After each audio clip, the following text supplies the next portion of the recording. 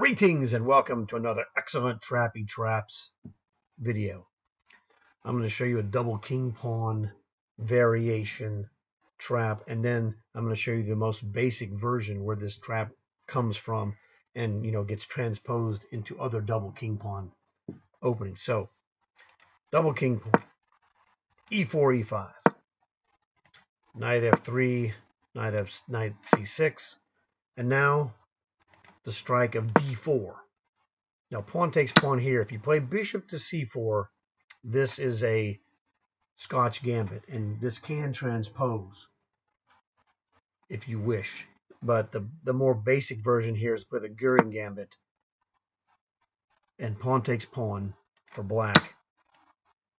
Black is up a pawn, and white has development, the knight, and also the opening of the bishops as compensation.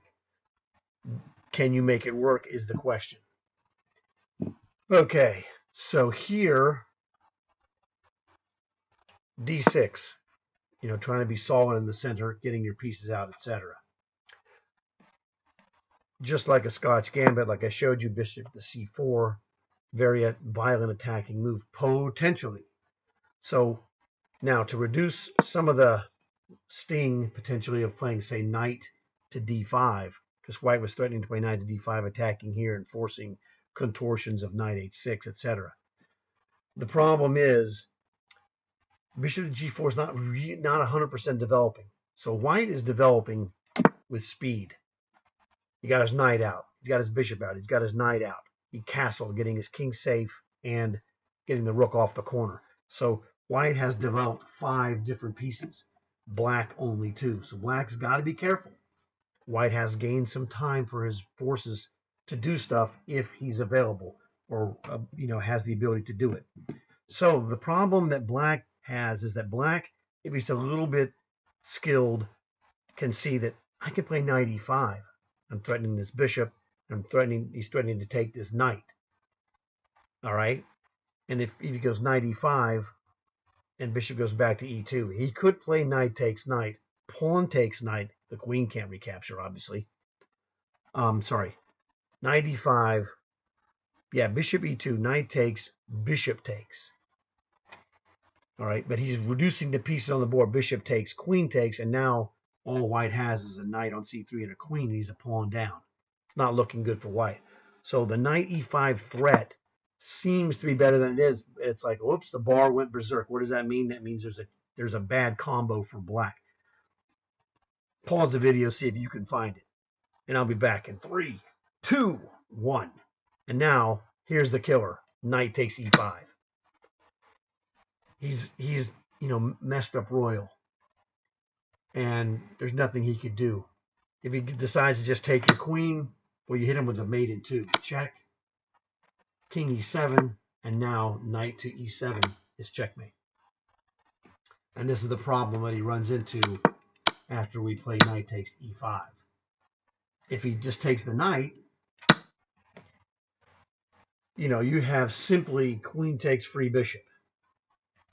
And your development, or white's development, is just devastating. It's ugly. Knight f6 for black, but his position is just absolutely horrible. Queen f5 gets out of the attack of the queen. The knight, sorry. And then queen is attacking e5, threatening queen takes e5. Now he has stuff like bishop d6, and then you can play bishop to g5. And this is the best that black can do after he made that crazy knight e5 move, because it's way worse than it looks on paper. Now you're threatening to play knight to d5 and just pile up on the pieces. So he is in bad trouble. He's a piece down. It's over. All right, so the knight e5 move was terrible for black because he didn't see that there are repercussions, that he's not, the threat of taking the queen ends in checkmate. And once you've seen it, you'll never unsee it. And now I'm going to show you the point of origin as far as my own chess studies occurred. And for a lot of people, they would say this is the way they've learned this back in the day. All right. And this is the most brutal form here. So this is the Philidor's defense. D6, defending the pawn with a pawn rather than a piece. Bishop to C4. Bishop to G4. Keeping this knight from supporting a D4 push. Because now if you play D4, he plays pawn takes. And you can't play knight takes because bishop takes queen. So if you play queen takes, he plays bishop takes, wrecking your structure. All right?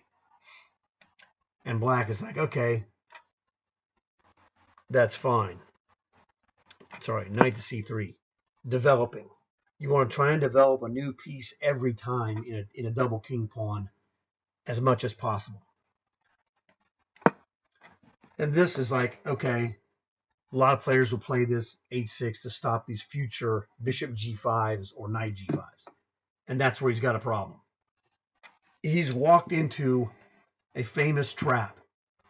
It was played by a player. I don't remember the name of the player who played black, but the player who played white, this was played in France. And the guy's name was Legal. In America, you would spell this Legal and pronounce it as legal. So a lot of times you'll hear people talk about the legal mate. It's not legal mate, it's Legal, it's French. And the Legal mate goes like this. Well, look, I can just take your queen and you're just dead. Well, you know, not exactly. Bishop checks, king comes up, and just like you saw in the other Goering Gambit trap, knight to d5 is a checkmate. All right?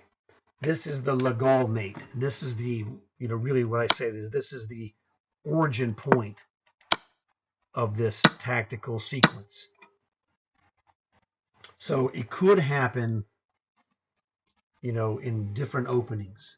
It can also happen in a Danish Gambit, which is very similar. I'm not going to cover the whole thing, but let me give you the basics of Danish Gambit. This is the main superstructure of the Danish Gambit. Pawn a d4, pawn takes, c3, pawn takes. And then there's the psychotic version where you say, well, you can take this one too if you'd like. All right. You're pretty much asking for it at this point if you take this pawn, because you're going to have two double raking bishops on your position.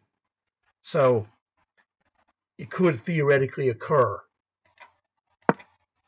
in a Danish Gambit, just like we saw this, you know, in the Goering Gambit. This position here is all, you know, is the same position by transposition. This is the exact position we just saw where knight to e5 and he's toast, okay? And this comes from, like I said, this is from several openings. Philidor's defense, Goering Gambit. We just did it by the Danish Gambit and got the exact same position by transposition. So it started out as a Danish Gambit, but became that same position we got from the Goering Gambit. So a lot of these double king pawn openings are very trappy, very dangerous. And if you don't do this kind of study, you can see why you could get annihilated in a handful of moves. And they don't really look that horrible on the surface, but the guy smacks you. So hope you enjoyed this super trappy trap opening video.